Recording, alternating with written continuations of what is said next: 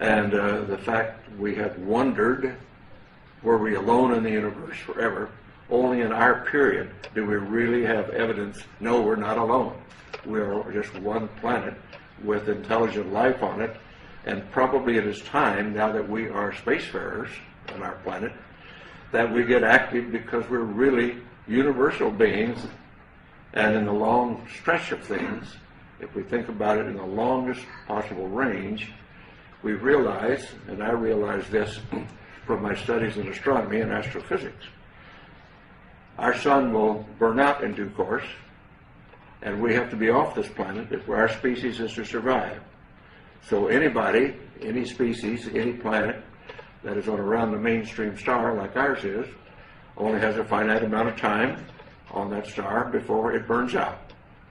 And so our destiny, in my opinion, and we might as well get started with it, is become a part of the planetary community of nations, of planets, just like when we were much newer on this planet, and we found tribes over the next valley or across the next mountain, and we started forming communities then and reaching out beyond ourselves.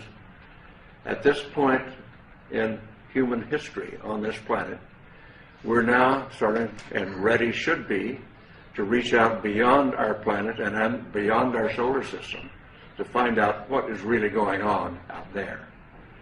And the 20th and 21st century that we now live in, the beginning of the Industrial Revolution really didn't take off until the 19th century. And I tell the story to some of my younger audiences, particularly in schools, that my great-grandparents went across from South Georgia to West Texas in a covered wagon at the end of the Civil War in the 1870s. My family, my father's generation, was involved with going off the planet in aircraft. And less than 100 years later, I went to the moon. So from covered wagons to going to the moon in less than 100 years is a history of the development of our civilization in not our lifetime, but a couple of generations. And so it's time to start thinking in those terms. And particularly since now, in the 20th and 21st century, we suddenly find that due to our expertise and our genius in science and technology, we have exploded our population from under 2 billion at the beginning of the 20th century to over 6.5 billion at this point. And our consumption patterns are clearly indicating that we are utilizing our non-renewable resources at an unacceptable rate, a non-sustainable rate.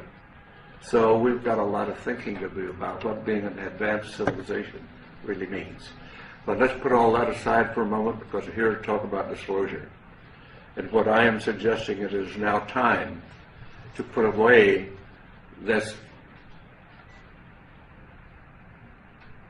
embargo of truth about the alien presence.